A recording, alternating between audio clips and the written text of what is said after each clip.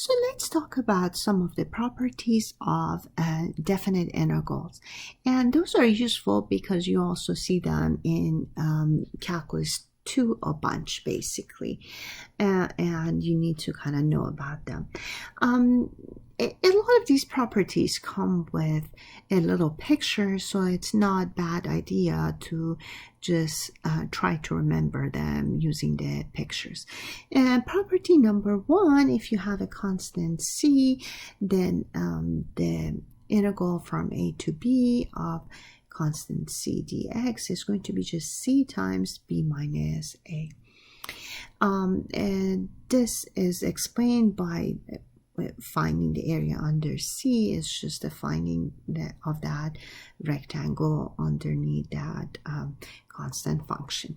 And the second property would be if you're trying to find the area from A to B of f of x dx, you can break that area into 2 pieces by finding a point C in the middle between A and B, and then the integral from A to C would be the first piece, and the integral from C to B of f of x dx would be the second piece. And so you add them together. It turns out if C moves out of the interval A and B and somewhere else, as long as the function has the definite integral between all these pieces, this is going to still work for you, basically. Now, another one of these is the function, the definite integral from a to b of f of x dx is going to be negative integral from b to a of f of x dx. So if I change the order of the order of the integration, limits of integration, then you will make a change in the sign also. If the limits of integration are the same, then it's basically going from that point to itself. There's no width, so the area is going to be 0. If you're finding the integral from a to b of f of x plus minus g of x dx, then remember, just with the little rectangles in the Riemann sums, it's if you're comparing it to the integral from a to b of f of x dx and integral from a to b of gx dx, then you're basically adding these two together, because for each little rectangle you're summing the heights as we speak, basically. Now, similarly, if you look at the little rectangles in the Riemann sum, you see if I multiply the function by constant c, the definite integral from a to b of c f of x dx is going to be just c times the definite integral from a to b of f of x dx. Those are nice pictures to look at. There are more pictures to look at. What if f of x is bigger than or equal to g of x? Then the definite integral of f of x dx from a to b is going to be bigger than definite integral of gx dx. And you can see that in the picture, you can see the comparison of the two functions. One of them is bigger than the other. F is bigger than g, everywhere bigger than equal to, and the area is going to be bigger than equal to in there as well. Now, if you have a max and min for f of x on the interval a and b, then the definite integral of f of x dx from a to b is going to be between the min value times b minus a and the max value times b minus a. These are nice properties, and let's use basically this last one to show this inequality. And how do we do this? what is happening is that I look at this integral, the integral from 4 to 6 e to the power negative x squared dx, right?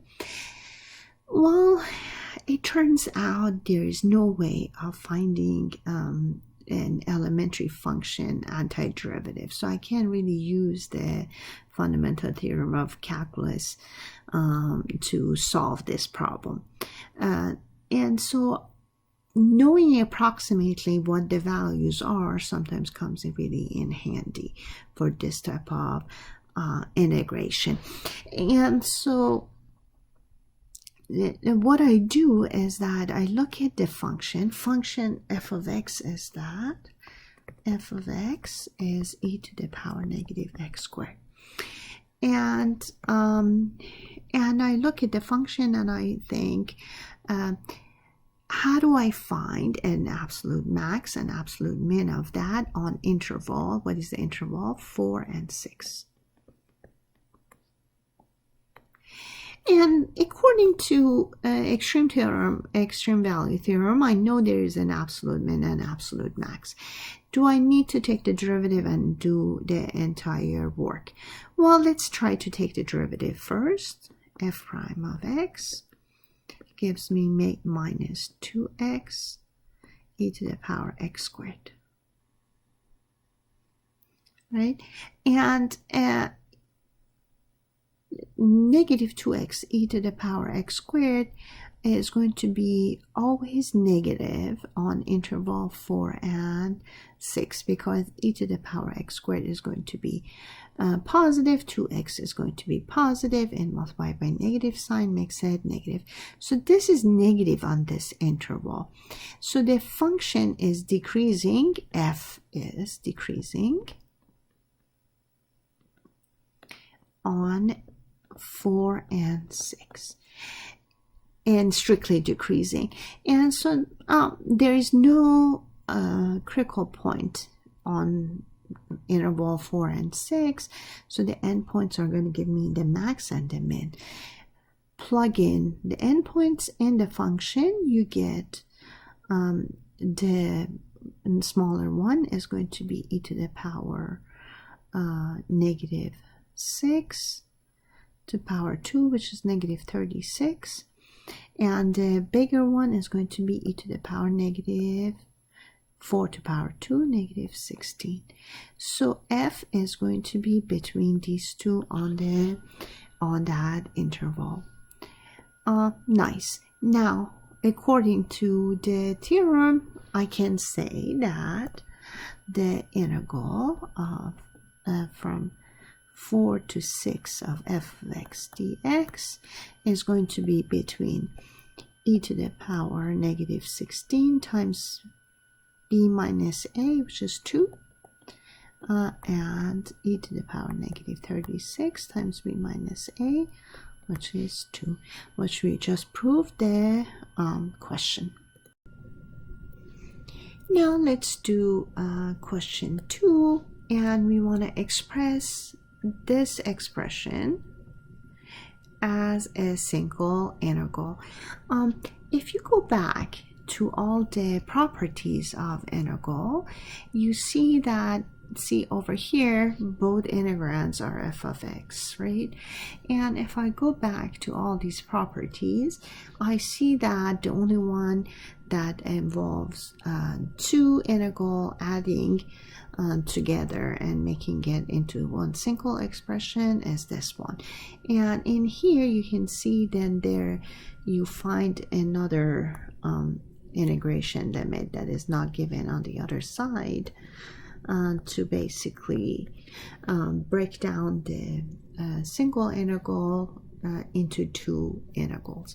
Now we're on the other side. We're trying to get two single integral and put them together by having a common limit of integration.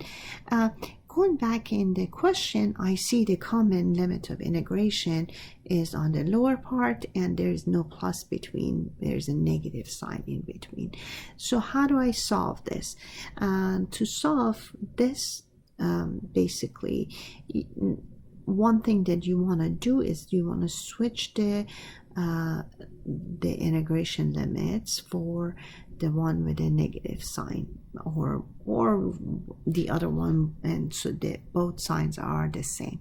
And that requires a usage of this property.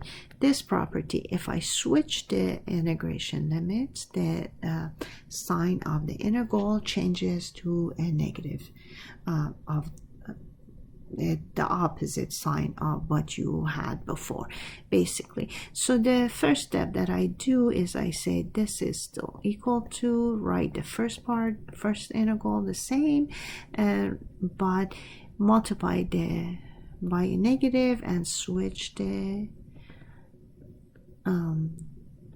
order on the second. And then using that other property, you say that, oh, this is 5 to 2, and this one is from integral from 2 to 9, and so I can put them all together and write it as 5 to 9 f of x dx. And so that's one of the ways of dealing with basically making the two integral into one, or one integral into two pieces. And this comes in handy in multiple ways for you.